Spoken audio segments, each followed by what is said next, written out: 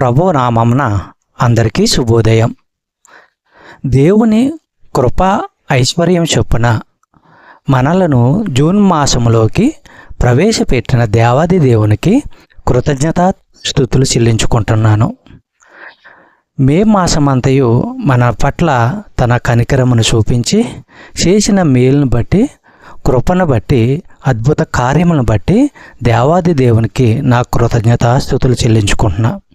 అదేవిధంగా ఈ జూన్ మాసమంతా కూడా మీకును నాకును మనందరి కుటుంబ సభ్యులకు దేవుడు తన కృపను తన మహిమతో మన పట్ల అనేక అద్భుత కార్యములను చేయాలని ప్రభువు పేరట అడిగి వేడుకుంటున్నాను.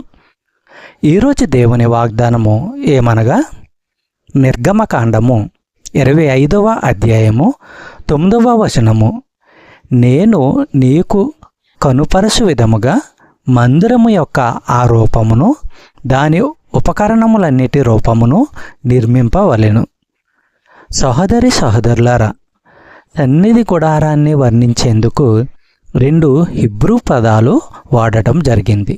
ఒకటి గుడారము అనే అర్థమిచ్చే సామాన్య పదము, రెండోది నివాసం అనే అర్థాన్నిచ్చేది. దీన్ని సన్నిధి గుడారము అని కొన్నిసార్లు అన్నారు. ఎందుకంటే మనుషులు సమీపించేందుకు వీలుగా అక్కడ దేవుని సన్నిధి నెలకొని ఉంది.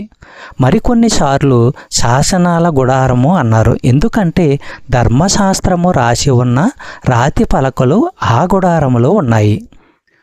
ఆరాధన గుడారము ఖచ్చితమైన నమూనాను దేవుడు మోషేకు చూపించాడు. ఎందుకంటే అది ప్రజలకు కొన్ని ఆధ్యాత్మిక సత్యాలను నేర్పించే చిహ్నంగా ఉంటుంది. ఆరాధన గుడారము యేసుక్రీస్తుకు మానవుల పక్షంగా ఆయన చేసిన విమోచన కార్యానికి సాదృశ్యము. ఆరాధన గుడారము తన ప్రజలతో కలిసి దేవుడు నివసించేందుకు మార్గము. క్రీస్తు విషయము కూడా అంతే. యోహాను సువార్త 1వ అధ్యాయము 14వ వచనము మనము పరిశీలించినట్లయితే, ఆ వాక్యము శరీరధారి అయి కృపాసత్య సంపూర్ణుడుగా మన మధ్య నివసించెను. తండ్రి వలన కలిగిన అద్వితీయ కుమారుని మహిమ వలె మనము ఆయన మహిమను కనుగొంటిమి.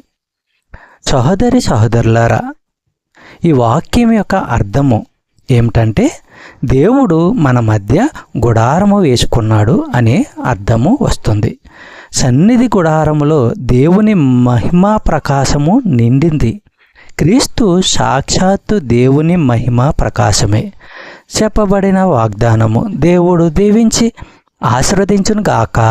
ఆమేన్.